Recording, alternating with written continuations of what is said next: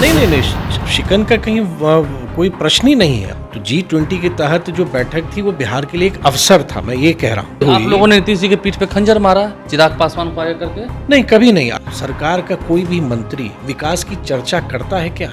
ऐसे लोग साथ आ रहे हैं जो लोग आपस में अपने ही राज्यों में लड़ते हैं। तो मुझको लगता है ये असंभव कार्य है और 24 में वो पुनः प्रधानमंत्री बने। नमस्कार, मेरा नाम आलोक है, आप लाइव स्टीज देख रहे हैं। नीतीश कुमार के चक्रव्यूह में क्या बीजेपी फंसते जा रही है? नीतीश कुमार ने जो कहा था सभी विपक्ष के नेताओं को एक साथ ले आएंगे, बैठक हो जाएगी और सब कुछ तय हो जाएगा, तो देखिएगा ये लोग 100 के नीचे जाएंगे। हमारे साथ नीतीश कुमार के चक्रव्यूह पर आज जवाब देने के लिए खुद नीतीश जी मौजूद हैं। नीतीश मिश्रा हैं, विधायक हैं बीजेपी से। नीतीश मिश्रा जी, नीतीश कुमार ने जो चक्रव्यूह रचा और जो कुछ भी बैठकें हुई आपने देखा, सभी तस्वीरें देखी, ऐतिहासिक दिन रहा 23 जून। बिहार में बड़े बड़े विपक्ष नेता है। आपको लगता है कि बीजेपी के लिए परेशानियां खड़ी हो गई हैं? देखिए, मैं तो ये मानता हूँ कि बिहार के लिए ऐतिहासिक इस संदर्भ में रहा कि 22-23 को G20 के तहत L20 की इतनी बड़ी बैठक हुई जहां 28 देशों के प्रतिनिधि पटना में थे। लेकिन दुर्भाग्य ये रहा कि इतने बड़े आयोजन में उसकी चर्चा उस ढंग से नहीं हुई और बिहार जो इसका लाभ उठा सकता था, जो आने वाले समय में हमारे युवाओं के लिए नए अवसर होते, बिहार की प्रगति के लिए नए द्वार खुलते, उस पर सरकार की कहीं गंभीरता दिखी ही नहीं। सरकार की गंभीरता क्या दिखी कि आप मुख्यमंत्री आवास में विभिन्न राजनीतिक दलों के नेताओं के साथ आप बैठक कर रहे हैं। यही बात हुआ ना, आप लोग डर गए, बीजेपी के लोगों पर शिकंज दिख रही है। नहीं नहीं नहीं, शिकन का कहीं कोई प्रश्न ही नहीं है। और शिकन क्यों पड़ेगी? आप अगर देखेंगे, मैंने ये आपको मैं कहना चाह रहा था कि सरकार के लिए प्रायोरिटी क्या है। अगर आपके पास अगर मौका मिला है तो आप उस समय का उपयोग राज्य के विकास के लिए करेंगे।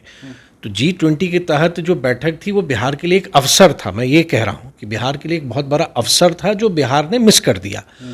और मैं ये मानता हूँ, जहाँ तक आप कह रहे हैं कि जितने भी दल के लोग आए थे, ठीक है, वो आए, बैठे, क्या बातें हुई उनकी वो लोग समझें। लेकिन जो संयुक्त प्रेस कॉन्फ्रेंस हुआ, 2-3 मुख्यमंत्री उसमें नहीं थे। जब उस दिन के लिए लोग उतनी दूर से आए तो ये प्रश्न आना स्वाभाविक है कि वो थोड़ी देर क्यों नहीं रुके कि भाई आप साथ में आप मीडिया को आप एड्रेस करते। और सबसे बड़ी बात है आलोक जी कि ठीक है, आप भले एक साथ आप आए हों, लेकिन इसकी रूपरेखा कैसे बनेगी? अगर आप किसी भी राज्य की आप बात करेंगे, हर एक राजनीतिक दल का अपना अपना वजूद होता है राज्यों में। आप कैसे लड़ेंगे? जहां आप राज्य में एक दूसरे के खिलाफ आप लड़ते हैं और वो संघर्ष करते हैं, वहीं पे आप लोकसभा चुनाव में आपस में सीटों का बंटवारा आप करेंगे। और क्यों करेंगे? मतलब एक तरफ जब आप प्रधानमंत्री मोदी जी की अमेरिकी यात्रा को आप देखेंगे, जो उनको सम्मान मिलना या जो भारत का जो गौरव बढ़ता जा रहा है, भारत की जो विश्व में आज टॉप 5 इकोनॉमी में है हम लोग, और प्रधानमंत्री जी की स्वीकार्यता ग्लोबली हो रही है और पूरा देश उनके साथ खड़ा है। और ये अगर मैं ये कह रहा हूँ तो एक भाजपा के कार्यकर्ता के नाते नहीं, एक हिंदुस्तानी के नाते कह रहा हूँ कि अगर हमारे प्रधानमंत्री का सम्मान विदेश में हो रहा है तो क्या हम उससे गौरवान्वित नहीं हो रहे हैं? तो आप जो सब एक साथ हो रहे हैं, आपका एजेंडा क्या है? आपका एजेंडा है कि हम एक व्यक्ति का विरोध कर रहे हैं और उस एक व्यक्ति को हम बनने नहीं देंगे। नहीं, एक व्यक्ति को क्यों नीतीश कुमार भी कर रहे हैं कि जो एक व्यक्ति हैं, जो भी केंद्र में शासन कर रहे हैं, सिर्फ 2 ही लोग हैं और किसी का कुछ चल रहा है या कोई काम हो रहा है, सिर्फ प्रचार प्रसार हो रहा है। तो आलोक जी, ये आप अगर 2013 से 2023 की अगर हम बात करें, 10 वर्ष बिहार के, 10 वर्ष में 6 बार मुख्यमंत्री का शपथ ग्रहण हुआ। तो ये क्या है? मतलब अगर आप इसको कहेंगे, ऐसी क्या परिस्थिति हुई? आप लोगों ने नीतीश जी के पीठ पे खंजर मारा चिराग पासवान को आगे करके? नहीं, कभी नहीं। अगर देखिए, अगर आप इस तरह की बात आप देखेंगे कि नहीं, मैं नहीं कर रहा हूँ, उन्होंने कहा। नहीं, मैं वही बता रहा हूँ आलोक जी कि 2013 से 23 जब मैं कह रहा हूँ कि 6 बार मुख्यमंत्री का शपथ होता है, तो ठीक है, 2 बार तो 15 और 20 का चुनाव था, तो 2 बार होना स्वाभाविक है। 4 बार आज भी अनआंसर्ड है कि 4 बार ऐसी परिस्थिति क्या हुई कि आपको ओथ लेना पड़ा 4 बार।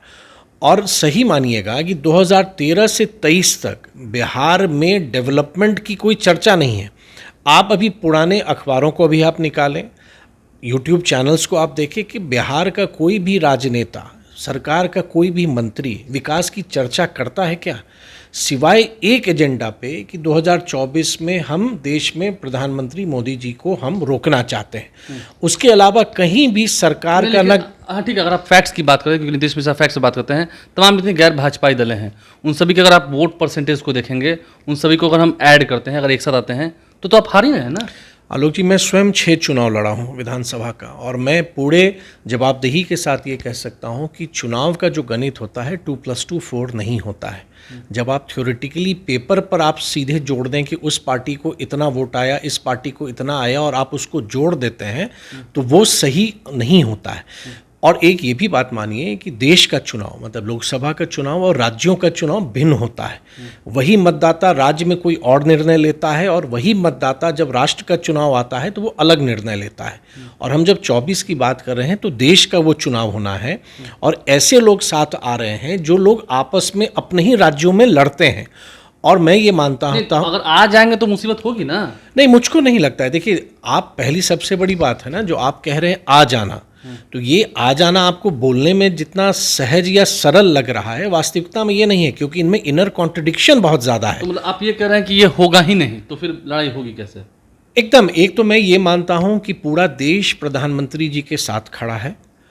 लोकतंत्र में हम हैं, सभी पार्टियों को अधिकार है अपनी बातों को रखने का। आप साझा अलायंस बनाइए, आप सब कीजिए, लेकिन एक मैं, आप पॉलिटिकल साइंस के विद्यार्थी के नाते आप मेरी बात आप अगर मैं वो कहूँ तो ये व्यवहारिक नहीं दिखता है। अगर आप एक बंगाल का ही आप उदाहरण ले लें, जहाँ पर लेफ्ट पार्टी या टीएमसी या कांग्रेस, वहाँ की जितनी लोकसभा सीट है उसका डिस्ट्रीब्यूशन आप कैसे करेंगे? आप विधानसभा में जा रहे हैं कहने के लिए कि भाई इनको आपको नहीं करना है, लोकसभा में अब आप लोग सब साथ आके मांगेंगे। तो जनता भी आज के समय में, तो जनता जितनी जागरूक है, और सूचना तकनीक के समय में तो तमाम जानकारी उसके हाथों में है स्मार्टफोन के माध्यम से, तो मुझको लगता है ये असंभव कार्य है। और पूरा देश चाहता है कि भारत में आदरणीय नरेंद्र मोदी जी जैसा सशक्त नेतृत्व रहे और 24 में वो पुनः प्रधानमंत्री बने। देखिए, महागठबंधन के बनने की बात हो रही है। नीतीश मिश्रा कह रहे हैं कि फिलहाल असंभव दिख रहा है, होगा ही नहीं, बैठक भले हो गई हो। लेकिन फैक्ट्स की बात कीजिए, 2+2 4 नहीं होता है। राजनीतिक परिदृश्य से अगर हम देखें, राजनीतिक चश्मे से देखें, तो 2+2 4 नहीं होता है। तो जनता भी समझदार हो चुकी है। अब जनता क्या निर्णय लेती है, क्या फिर से प्रधानमंत्री नरेंद्र मोदी ही बनेंगे? बीजेपी का दावा है। आप लाइव स्ट्रीम के साथ बने रहें, हमारे चैनल को सब्सक्राइब कर लें, साथ साथ फेसबुक पेज भी लाइक करें। धन्यवाद। नहीं, शिकन का कहीं कोई प्रश्न ही नहीं है। तो G20 के तहत जो बैठक थी वो बिहार के लिए एक अवसर था, मैं ये कह रहा हूँ। आप लोगों ने नीतीश जी के पीठ पे खंजर मारा चिराग पासवान को आगे करके? नहीं, कभी नहीं। सरकार का कोई भी मंत्री विकास की चर्चा करता है क्या? ऐसे लोग साथ आ रहे हैं जो लोग आपस में अपने ही राज्यों में लड़ते हैं। तो मुझको लगता है ये असंभव कार्य है, और 24 में वो पुनः प्रधानमंत्री बने।